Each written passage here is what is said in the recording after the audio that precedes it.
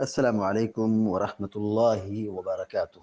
الحمد لله رب العالمين والعاقبة للمتقين والصلاة والسلام على أشرف الأنبياء والمرسلين نبينا محمد وعلى آله وصحبه أجمعين ومن تبعهم بإحسان إلى يوم الدين. أما بعد، فعن أبي أمامة رضي الله تعالى عنه قال قال رسول الله صلى الله عليه وسلم: من قرأ آية الكرسي دبر كل صلاة مكتوبة لم يمنعه من دخول الجنة إلا الموت. رواه النسائي وصححه ابن حبان وزاد فيه الطبراني وقل هو الله أحد. بلوغ المرام من أدلة الأحکام کی حدیث نمبر 258 ابھی آپ کے سامنے پڑھی گئی ہے۔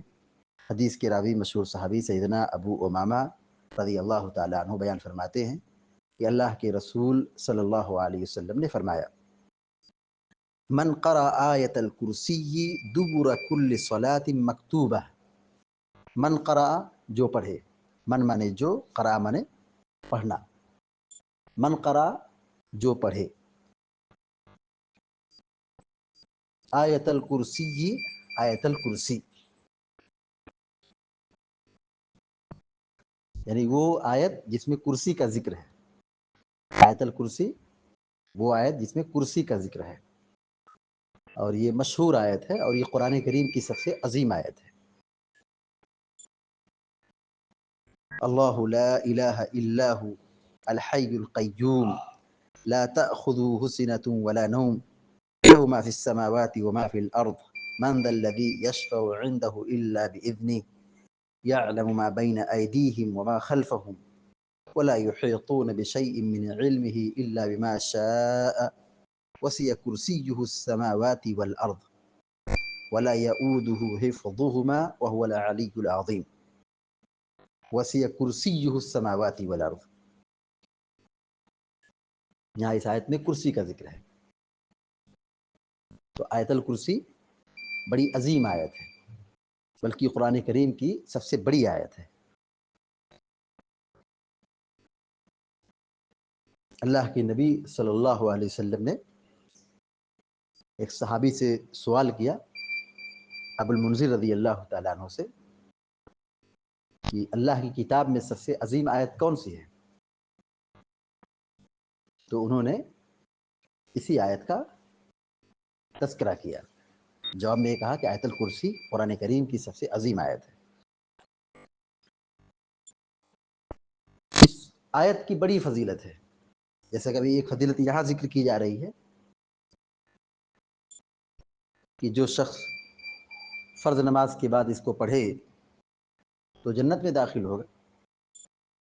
آیت الکرسی کی ایک فضیلت یہ بھی ہے کہ اس کا اہتمام کرنے سے شیطان کے شر سے آدمی کی حفاظت ہوتی ہے، اور مال کی حفاظت ہوتی ہے، گھر کی حفاظت ہوتی ہے۔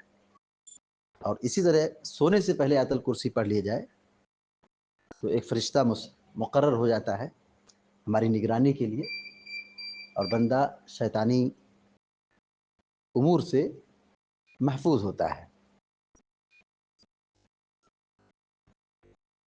آئیے حدیث کی طرف۔ من قرأ آیت الکرسی، جو شخص آیت الکرسی پڑھے، من مانے جو، قرأ مانے پڑھے، آیت الکرسی، آیت الکرسی جو آیت الکرسی پڑھے، یعنی پوری آیت جو ابھی آپ کے سامنے پڑھی گئی ہے: اللہ لا الہ الا هو الحی القیوم لا تأخذه سنة ولا نوم له ما في السماوات وما في الأرض من ذا الذي يشفع عنده إلا بإذنه يعلم ما بين أيديهم وما خلفهم ولا يحيطون بشيء من علمه إلا بما شاء وسع كرسيه السماوات والأرض ولا يؤوده حفظهما وهو العلي العظيم۔ یہ آیت الکرسی ہے، جو اس کو پڑھے دبر کل صلاۃ مکتوبہ، دبر مانے جسم کا پچھلا حصہ، یہاں مانا ہوگا بعد، دبر مانے بعد، کل صلاۃ مکتوبہ، کل مانے ہر، صلاۃ مانے نماز، مکتوبہ مانے فرض۔ کل صلاۃ، کل صلاۃ مکتوبہ، دبر کل صلاۃ مکتوبہ، ہر فرض نماز کے بعد. من قرأ آیت الکرسی دبر کل صلاۃ مکتوبہ، جو شخص ہر فرض نماز کے بعد آیت الکرسی پڑھے. فرض نمازوں کے بعد حکم ہے کہ یہ ہم اللہ کا ذکر کریں. بہت سارے اذکار احادیث میں بیان کیے گئے ہیں. اللہ اکبر، استغفر اللہ، استغفر اللہ، استغفر اللہ، 3 مرتبہ استغفار کا حکم ہے. اللہم انت السلام ومنک السلام تبارک یا ذا الجلال والاکرام. اللہم لا مانع لما اعطیت ولا معطی لما منعت ولا ينفع ذا الجد منک الجد. لا الہ الا اللہ وحدہ لا شریک لہ، لہ الملک وله الحمد یحیی ویمیت وهو على كل شیء قدیر. فرض نماز کے بعد کے جو اذکار ہیں ان میں سے ایک ذکر ہے آیت الکرسی. ہر فرض نماز کے بعد آیت الکرسی پڑھنے کا تذکرہ احادیث سے ملتا ہے. جیسا کہ ایک حدیث یہ ہے کہ اللہ کے نبی علیہ الصلوۃ والسلام نے اس کی فضیلت بیان فرمائی ہے. لم یمنعہ من دخول الجنۃ الا الموت. لم مانے نہیں، منع یمنع مانے منع کرنا. من دخول الجنہ، جنت کے دخول سے. من مانے سے، دخول مانے دخول یعنی انٹری، داخلہ. جنت مانے جنت، الا مانے مگر، الموت مانے موت. لم یمنعہ من دخول الجنت الا الموت، تو اس کو جنت میں داخل ہونے سے موت کے سوا کوئی اور چیز روک نہیں سکتی ہے. لم یمنعہ، اس کو روک نہیں سکتی. من دخول الجنہ، جنت میں داخل ہونے سے. الا الموت، سوائے موت کے. موت کے سوا کوئی اور چیز جنت میں داخلے سے روک نہیں سکتی، کیونکہ جب تک آدمی اس دنیا میں زندہ ہے تو جنت تک نہیں پہنچ سکتا ہے. جنت تک پہنچنے کے لیے مرنا ضروری ہے. جب آدمی مرے گا، حساب و کتاب ہوگا، پھر کامیاب ہوگا تو جنت میں داخل ہوگا. اس دنیا میں رہتے ہوئے کوئی انسان جنت میں نہیں داخل ہو سکتا ہے. جنت تک پہنچنے کے لیے موت ضروری ہے. لم یمنعہ من دخول الجنۃ الا الموت، جنت میں داخل ہونے سے اسے کوئی چیز روک نہیں سکتی. الا الموت، مگر موت. جب تک آدمی زندہ ہے، یعنی موت نہیں آئی ہے، زندہ ہے، سانس لے رہا ہے، وہ جنت میں نہیں جا سکتا ہے. جب وہ مر جائے گا، حساب و کتاب بعد جنت میں جائے گا. لم یمنعہ من دخول الجنۃ الا الموت، اسے جنت میں داخل ہونے سے کوئی چیز روک نہیں سکتی. الا الموت، سوائے موت کے. رواہ النسائی وصححہ ابن حبان، اس حدیث کو امام نسائی رحمہ اللہ نے بیان کیا ہے، اور ابن حبان رحمہ اللہ نے اس حدیث کو صحیح قرار دیا ہے. وزاد فیہ الطبرانی، اور یہی روایت طبرانی کے اندر بھی ہے لیکن اس میں تھوڑا اضافہ ہے. وزاد فیہ الطبرانی، امام طبرانی رحمہ اللہ نے اس میں اضافہ کیا ہے. وقل هو اللہ احد، آیت الکرسی کے ساتھ سورہ اخلاص. طبرانی کی روایت میں سورہ اخلاص کا بھی ذکر ہے. تو فرض نمازوں کے بعد جو ہے جو اذکار پڑھے جاتے ہیں ان میں سے آیت الکرسی بھی ہے، اور سورہ اخلاص اور معوذتین، قل اعوذ برب الفلق، قل اعوذ برب الناس، ان 2 صورتوں کی، ان تینوں صورتوں کی تلاوت کی جاتی ہے. اللہ کے نبی صلی اللہ علیہ وسلم نے یہاں آیت الکرسی کی فضیلت بیان کی ہے. آیت الکرسی کی فضیلت کیا ہے کہ جو شخص فرض نماز کے بعد آیت الکرسی پڑھے وہ جنت میں داخل ہوگا. جنت میں داخل ہونے سے کوئی چیز روک نہیں سکتی سوائے موت کے. یہ فضیلت ہے. تو فرض نمازوں کے بعد اپنی جگہ بیٹھ کر کے ذکر و اذکار کی پابندی کرنا چاہیے، اور آیت الکرسی کے پڑھنے کا اہتمام کرنا چاہیے.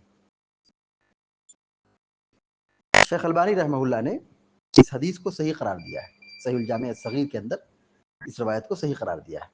البتہ بعض علماء نے اس حدیث پر کلام کیا ہے اور اس حدیث کو ضعیف قرار دیا ہے، لیکن صحیح بات یہی ہے کہ شیخ البانی رحمہ اللہ نے اس روایت کو درست قرار دیا، یعنی حدیث کیا ہے، صحیح ہے.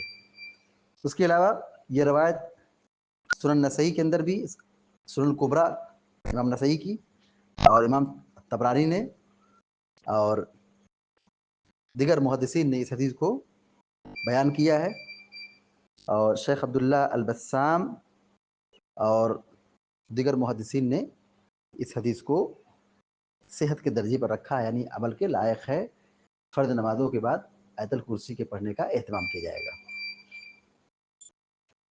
آیت الکرسی اور سورہ اخلاص، ان دونوں صورتوں میں خالص اللہ رب العالمین کی توحید کا، اللہ تعالیٰ کی وحدانیت کا ذکر ہے، اور اسی خالص توحید کی بنیاد پر اس آیت کی فضیلت بیان کی گئی ہے۔ لہذا اللہ تبارک و تعالیٰ کی توحید خالص کو مضبوطی سے تھامے رکھنا چاہیے، اور توحید کے تقاضوں کو پورا کرنا چاہیے، اور نمازوں سے فراغت کے بعد جو اذکار ہے ان اذکار کی پابندی، یہ بہت بڑے اجر و ثواب کا باعث ہے۔ اللہ کے نبی صلی اللہ علیہ وسلم بیان فرماتے ہیں کہ جب بندہ فرض نماز کے بعد اپنی جگہ پر مصلی پر بیٹھ کر کے ذکر و اذکار کرتا ہے، اپنی جگہ بیٹھا رہتا ہے، تو جب تک وہ بیٹھا رہتا ہے فرشتے اس کے حق میں مغفرت کی، خیر و برکت کی، درجات کی بلندی کی دعائیں کرتے رہتے ہیں۔ تو ایک فضیلت یہ بھی ہے کہ بندہ اپنی جگہ پر بیٹھا رہے نماز کے بعد تو اسے فرشتوں کی دعا ملتی ہے۔ اہل علم یہ کہتے ہیں کہ جو شخص یہ چاہتا ہے کہ اس کے گناہ معاف ہوں تو وہ نمازوں کے بعد اپنی جگہ پر کچھ وقت کے لیے بیٹھا رہے اور ذکر و اذکار کی پابندی کرے۔ حدیث کا ترجمہ دوبارہ دیکھ لیجیے۔ حضرت ابو امامہ رضی اللہ تعالیٰ عنہ بیان فرماتے ہیں، اللہ کے رسول صلی اللہ علیہ وسلم نے فرمایا، من قرأ آیت الکرسی دبر کل صلاۃ مکتوبہ، کہ جو آدمی آیت الکرسی ہر فرض نماز کے بعد پڑھے، لم یمنعہ من دخول الجنۃ الا الموت، تو اسے جنت میں داخل ہونے سے موت کے سوا کوئی دوسری چیز روک نہیں سکتی ہے۔ یعنی مطلب یہ ہے کہ جنت میں جانے کے لیے مرنا ضروری ہے، بغیر مرے اور بغیر وفات پائے جنت میں کوئی انسان داخل نہیں ہو سکتا ہے۔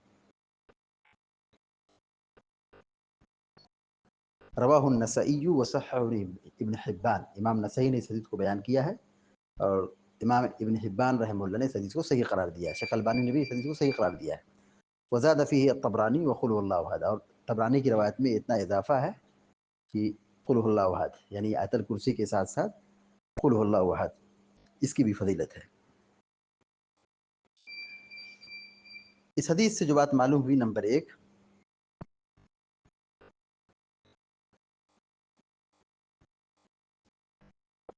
ہر فرض نماز کے بعد آیت الکرسی کے پڑھنے کا اہتمام کرنا چاہیے۔ ہر فرض نماز کے بعد آیت الکرسی کے پڑھنے کا اہتمام کرنا چاہیے۔ دوسری بات یہ معلوم ہوئی کہ نماز کے بعد آیت الکرسی کے پڑھنے سے جنت ملتی ہے۔ یہ نیکی اور یہ عبادت اور یہ عمل جنت میں داخلے کا سبب ہے۔ تیسری بات یہ معلوم ہوئی کہ جنت برحق ہے، جنت برحق ہے۔ اور چوتھی بات یہ معلوم ہوئی، جنت میں جانے سے، جنت میں جانے کے لیے موت ضروری ہے، بنا مرے کوئی آدمی جنت میں نہیں جا سکتا ہے، بنا موت کے، بنا وفات کے کوئی آدمی جنت میں داخل نہیں ہو سکتا ہے۔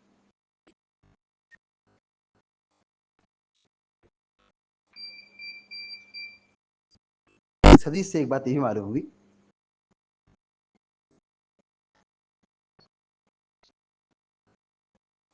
کہ جنت یہ اللہ تعالیٰ کی ایک مخلوق ہے، اور جو ابھی بھی موجود ہے، ابھی بھی موجود ہے۔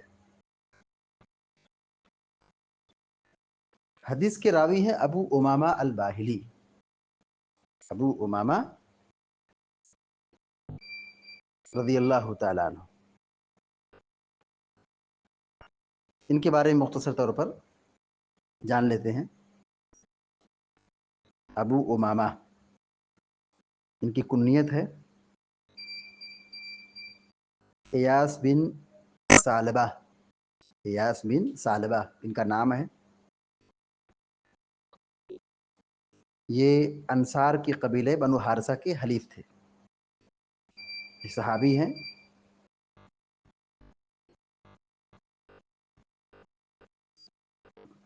اور ایک دوسرے صحابی ہیں ابو امامہ الباہلی، وہ دوسرے صحابی ہیں.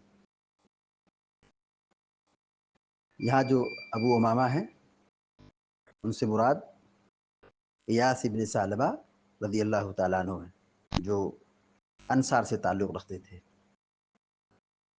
کئی حدیثیں انہوں نے بیان کی ہیں. جنگ بدر میں یہ شریک نہیں ہو سکے تھے کیونکہ یہ اپنے والدہ کی خدمت میں لگے ہوئے تھے، چونکہ ان کی والدہ شدید بیمار تھی تو اپنی ماں کی خدمت میں رک گئے اور جنگ بدر میں شرکت نہیں کر سکے.